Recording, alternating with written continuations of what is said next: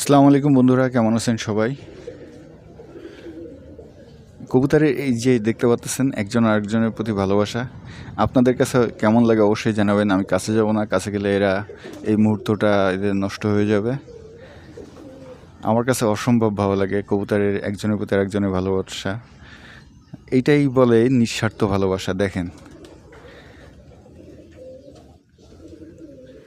মানে কত সুন্দর ভালোবাসা কাজ করে কবুতরের ভিতরে একজনের প্রতি আরেকজনের।